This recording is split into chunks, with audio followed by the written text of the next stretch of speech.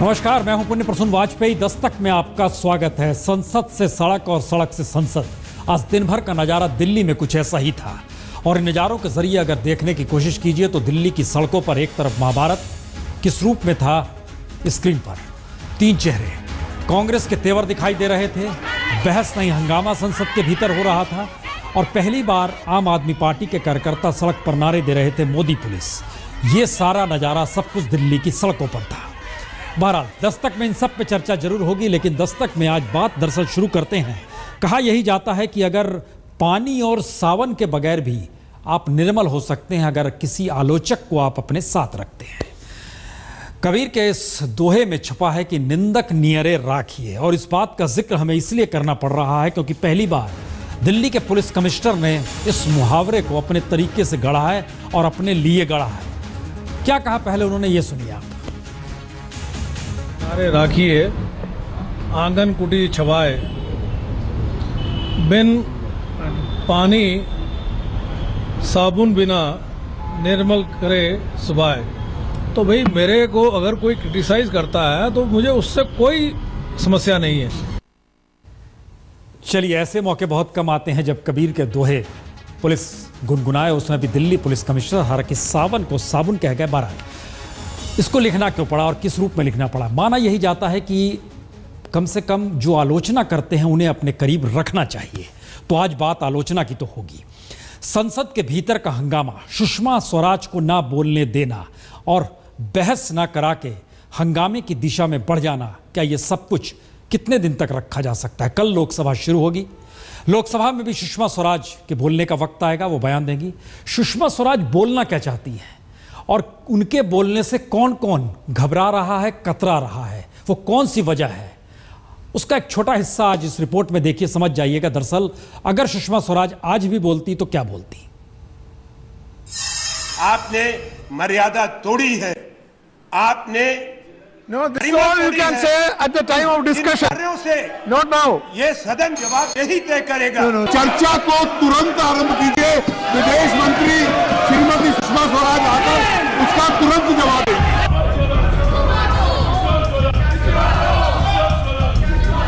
तो आनंद शर्मा ने ललित गेट पर सुषमा का इस्तीफा मांगते हुए बहस की मांग की, और अरुण जेटली ने बिना देर किए सुषमा स्वराज के जवाब के साथ बहस की खुली चुनौती भी दे डाली।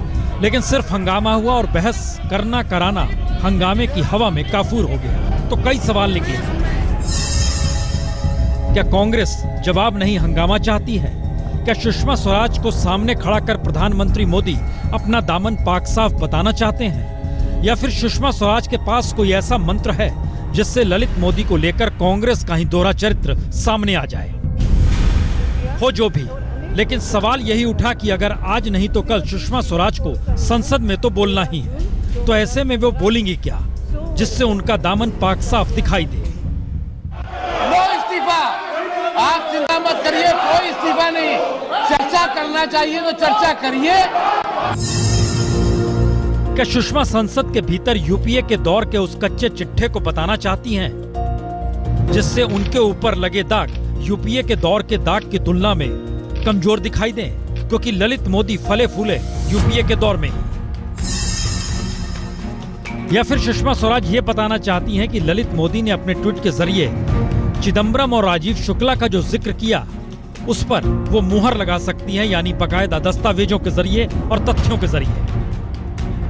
या फिर सुषमा स्वराज ये बोलना चाहती हैं कि यूपीए के दौर में ललित मोदी से जो पूछताछ इनकम टैक्स अधिकारियों ने की या इन्फोर्समेंट डायरेक्टरेट की जांच जिस तरीके से हो रही थी, उसमें जब ललित मोदी को किसी ने भगोड़ा माना ही नहीं, तो फिर भगोड़े को मदद करने के आरोप उन पर क्यों लग रहे हैं? ये सवाल सुषमा जरूर उठाना चाहेगी, क्योंकि यूपीए के दौर में इनकम टैक्स का एक अधिकारी 2013 में बाकायदा ललित मोदी से पूछताछ करने लंदन गया था और उसके हाथ कुछ लगा नहीं था। ये सब कुछ बात अब भी दबी हुई है। कई मुख्यमंत्री, कई केंद्रीय मंत्री, इनके ऊपर आरोप लगे हैं। अगर बिना इस्तीफा हुए श्रीमन इस सदन चलने दिया गया तो ये उचित नहीं होगा। तो क्या सुषमा को इसलिए बोलने कांग्रेस नहीं दे रही क्योंकि वह खुद कटघरे में खड़ी हो जाएगी? क्योंकि सारे तथ्य सुषमा का मजबूत पक्ष है। लेकिन सियासी बिसात को समझे तो सुषमा के जरिए हर कोई अपना निशाना भी साध रहा है।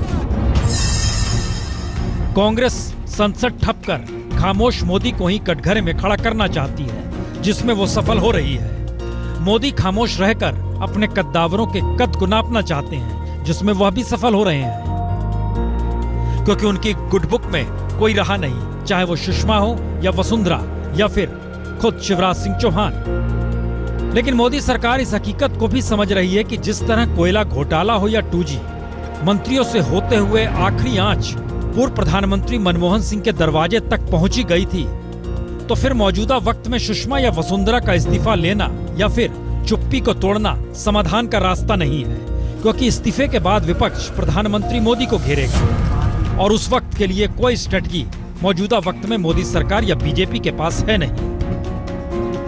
तो हंगामा फिलहाल हर किसी के लिए फिट केस है। लेकिन यह भी एक अजीबोगरीब स्थिति देखिए, संसद के भीतर कमरा अलॉट होता है, उसमें सुषमा स्वराज को आज संयोग से वो कमरा मिल गया जो प्रतिपक्ष नेता को मिलना चाहिए, और प्रतिपक्ष का नेता कोई है नहीं, तो उस कमरे को सुषमा स्वराज को दिया गया। हिमांशु मिश्रा की पैनी नजर वहां पर पहुंची। संसद भवन में सुषमा स्वराज को विदेश मंत्री के तौर पर कमरा नंबर 42 जो है वह अलॉट किया गया था, लेकिन मोदी सरकार का 1 साल पूरा होने पर सुषमा स्वराज ने कमरा नंबर 42 जो है वो छोड़ दिया है और अब उन्होंने कमरा नंबर 44 लिया है, जो कि लोकसभा के नेता प्रतिपक्ष के लिए कमरा होता है। लेकिन जो है इस लोकसभा के अंदर किसी भी पार्टी के पास नेता प्रतिपक्ष के लिए जो नंबर चाहिए होते हैं वो नहीं है, और इसीलिए लोकसभा में प्रतिपक्ष का जो पद है वो अभी तक खाली है और कमरा नंबर 44 सुषमा स्वराज को मिला है। और अजीब संयोग है, पिछली सरकार में प्रतिपक्ष नेता के तौर पर सुषमा स्वराज हुआ करती थी, उनको यह कमरा मिला था, इस बार 42 नंबर मिला। वहां पे पता चला कि वहां की महक ठीक नहीं है, तो फिर वो 44 में आ गई, फिर उसी स्थिति में। लेकिन इन सब के बीच फर्क कांग्रेस के भीतर यह पड़ रहा है कि पहली बार महात्मा गांधी की छांव तले गांधी परिवार कल 10:30 बजे संसद के परिसर में आकर बैठेगा। इसका मतलब क्या है?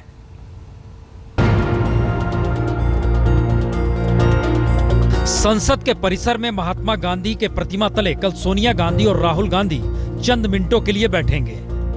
यानी मोदी सरकार से जो टकराव भूमि अधिग्रहण को लेकर शुरू हुआ, उसने ललित गेट के मसले पर संघर्ष को ताकत दे दी, तो व्यापम ने प्रधानमंत्री मोदी के उस नारे को ही कमजोर कर दिया जिस नारे को लगाने की हिम्मत कभी गांधी परिवार ने नहीं की। भाइयों बहनों, मैंने बिड़ा उठाया है और मेरा तो मंत्र रहा है, न खाऊंगा न खाने दूंगा। हमारे प्रधानमंत्री जी ने ना खाऊंगा ना खाने दूंगा, तो मेरा एक ही सवाल है, आपके शब्दों का वजन होना चाहिए, आप खाने क्यों दे रहे हैं? यानी नारों से आगे अब संसद के भीतर संघर्ष की शुरुआत कल से होगी, जब लोकसभा शुरू होगी, और उससे पहले सोनिया गांधी और राहुल गांधी संसद परिसर में ही महात्मा गांधी की प्रतिमा तले बैठकर समूचे विपक्ष को न सिर्फ एकजुट रखना चाहेंगे, संदेश भी देना चाहते हैं कि मोदी सरकार का 1 बरस पुराना ऑरा खत्म हो चला है और मौका यही है कि सब मिलकर वार करें। क्योंकि पहली बार बीजेपी के भीतर से भी जिस तरह पहली पीढ़ी के नेता शांता कुमार ने इशारों में ही अपने आहत मन से बीजेपी नेतृत्व पर उंगली उठाई है, उसने यह सवाल भी खड़ा किया है कि प्रधानमंत्री मोदी का तिलिस्म या तो टूट रहा है या बीजेपी के भीतर भी दरारें हैं। पार्टी की शानदार उपलब्धियों पर सिर गर्व से ऊंचा होता है, लेकिन जब कहीं कभी छींटे लगते हैं तो मन में पीड़ा व्यथा होती है। मैंने अपने मन की वेदना को, पीड़ा को अपने अध्यक्ष महोदय को पत्र में लिखा है। जाहिर है शांता कुमार बीजेपी के नहीं जनसंघ के दौर के नेता रहे हैं, तो उनके आहत होने से प्रधानमंत्री मोदी की ताकत पर कितना असर पड़ेगा यह कहा नहीं जा सकता, क्योंकि उम्र के लिहाज से तो शांता कुमार वैसे भी मोदी ब्रिगेड के हिस्सा बन नहीं सकते। इसीलिए गांधी परिवार चाहे महात्मा गांधी की प्रतिमा तले बैठकर कल सुबह 10:30 बजे संघर्ष की मुनादी करे, लेकिन दूसरी तरफ प्रधानमंत्री मोदी भी कल संसदीय पार्टी की अगुवाई करेंगे और रणनीति यही बनाना चाहेंगे कि कैसे विपक्ष की एकता को तोड़ा जा सके, क्योंकि कांग्रेस अकेले हो जाए तो वह कुछ कर नहीं सकती, यह प्रधानमंत्री मोदी भी समझते हैं, और शायद गांधी परिवार भी यह समझता है कि मोदी सरकार पर हल्ला बोल तभी सफल होगा जब विपक्ष एकजुट रहे। इसीलिए कल सुबह हर किसी की नजर महात्मा गांधी की प्रतिमा पर होगी कि कौन गांधी की छांव में आता है और कौन नहीं आता है। दिलचस्प है इस बात को देखना कल कौन कौन पहुंचेंगे महात्मा गांधी की प्रतिमा के पास और विरोध करेंगे। लेकिन बहरहाल शुरुआत बात निंदक नियरे राखिए इसी से हुई थी, क्योंकि पुलिस कमिश्नर साहब ने जिक्र किया। लेकिन निंदक का मतलब तो ये होता है कि थोड़ी सी आलोचना हो जाए। ये किसे पता था कि निंदक का मतलब सड़क पर उतरकर संघर्ष की स्थिति ला देना है। दिल्ली का नजारा कुछ आज ऐसा ही था और निंदक तेवर जो थे निंदक के वो अभी अद्भुत।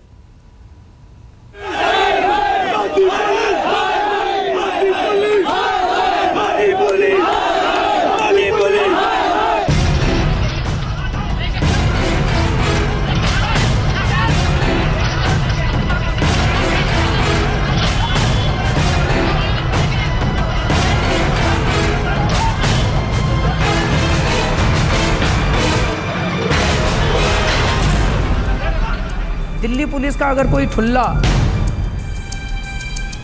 यही साबित करता है कि दिल्ली की पुलिस या तो निकम्मी है।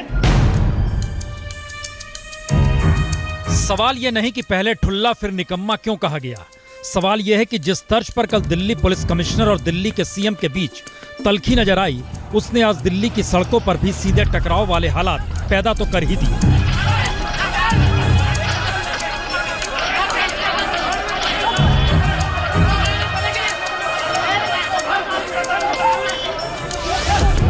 और टकराव के लिए दिल्ली पुलिस को केंद्र की शरण अब चाहिए, जबकि केजरीवाल की हर चाल आम जनता से सहानुभूति बटोरने वाली होगी। और बिछती बिसात में केजरीवाल ने पहली चाल 28 जुलाई को विधानसभा का विशेष सत्र बुलाने के साथ शुरू भी कर दी। यानी महिला सुरक्षा को लेकर विधानसभा का सत्र बुलाया गया और केजरीवाल विधानसभा से एक ऐसी लकीर खींचना चाहेंगे जिससे मैसेज यह निकले कि दिल्ली पुलिस के हाथों महिला सुरक्षित नहीं है। और इसके लिए मीनाक्षी हत्याकांड की फाइल नए सिरे से खोलने की बात होगी, या फिर मीनाक्षी की हत्या की जांच बड़े स्तर पर कराने का फैसला विधानसभा से निकलेगा। इसके लिए इंतजार करना होगा।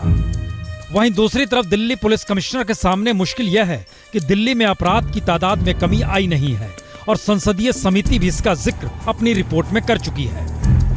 यानी कि ये कमेटी कह रही है कि दिल्ली पुलिस का एक सोशल ऑडिट होना चाहिए, और जो दिल्ली पुलिस के कमिश्नर का ये बयान है कि नॉन रजिस्ट्रेशन ऑफ एफआईआर इसलिए हो रही हैं, एफआईआर को इसलिए नहीं दर्ज किया जा रहा है क्योंकि पुलिस अधिकारियों को एफआईआर दर्ज करने के बाद एक अथॉरिटी से दूसरी अथॉरिटी, एक कोर्ट से दूसरे कोर्ट जाकर डिपोज करना पड़ता है, उस बयान को सिरे से खारिज करा। क्रिटिसाइज करता है तो मुझे उससे कोई समस्या नहीं है, तो मैं तो उसको शुक्रिया अदा करूंगा जो भी मुझे क्रिटिसाइज करेगा, क्योंकि उससे मेरा काम इम्प्रूव होगा।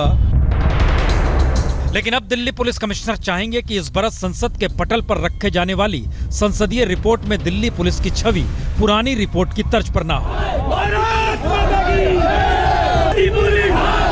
लेकिन दिल्ली में जिस तरीके से आम आदमी पार्टी के कार्यकर्ताओं ने अब दिल्ली पुलिस को सीधे मोदी सरकार से जोड़ना शुरू किया है, और दूसरी तरफ दिल्ली के सीएम ने दिल्ली पुलिस को लेकर सीधे प्रधानमंत्री को विज्ञापन के जरिए कटघरे में खड़ा करने की कोशिश की है, उसने इसके संकेत तो दे ही दिए हैं कि आने वाले वक्त में केजरीवाल चाहते यही हैं, निगाहों में चाहे दिल्ली पुलिस कमिश्नर हो लेकिन निशाने पर प्रधानमंत्री मोदी हो, क्योंकि सियासत तभी साधी जा सकती है। तो क्या यह माना जाए कि दरअसल नजरें मिलाई जा रही हैं दिल्ली पुलिस कमिश्नर से, लेकिन निशाने पर प्रधानमंत्री मोदी को केजरीवाल रखना चाहते हैं। दरअसल जो विज्ञापन छपा उसका मजमून कुछ उसी दिशा में ले जाता है।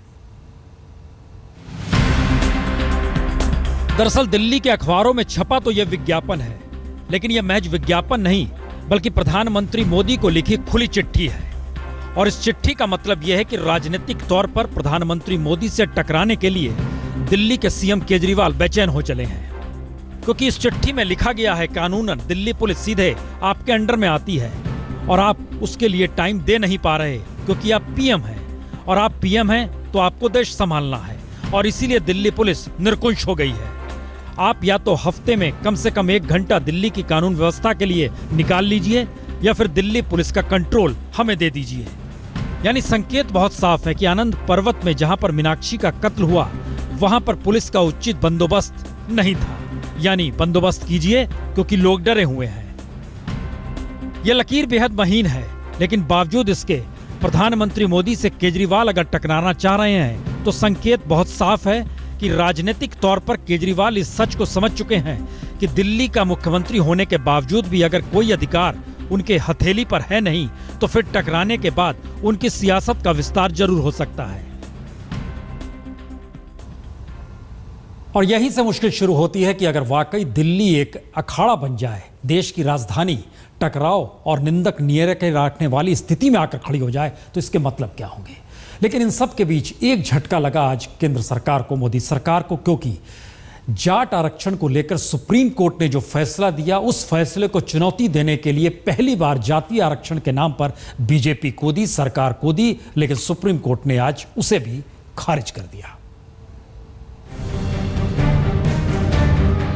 महज 4 महीने के बाद केंद्र की मोदी सरकार एक बार फिर उसी भंवर में उलझ गई है जब उसे जाट वोट बैंक खोने का खतरा भी है और आरक्षण की आग से निपटने की चुनौती भी, क्योंकि सुप्रीम कोर्ट ने आज केंद्र सरकार की उस पुनर्विचार याचिका को खारिज कर दिया है जिसमें उसने कोर्ट से ओबीसी कोटे में जाटों के आरक्षण को रद्द करने के फैसले पर पुनर्विचार करने को कहा था।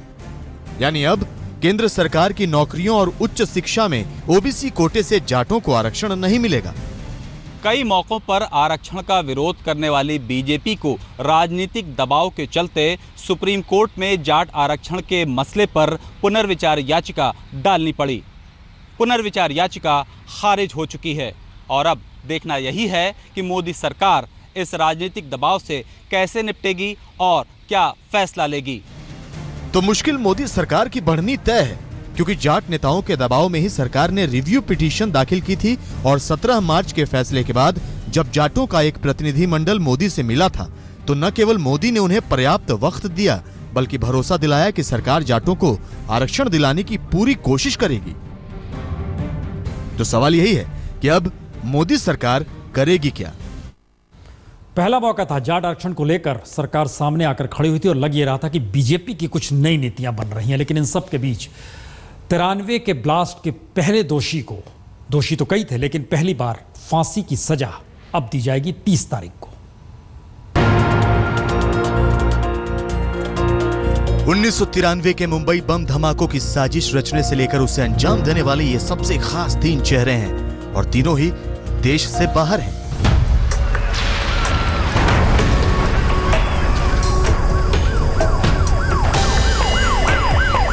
और ये वो नाम हैं जिन्होंने धमाकों को अंजाम तक पहुंचाया, लेकिन पुलिस के हत्थे कभी चढ़े नहीं।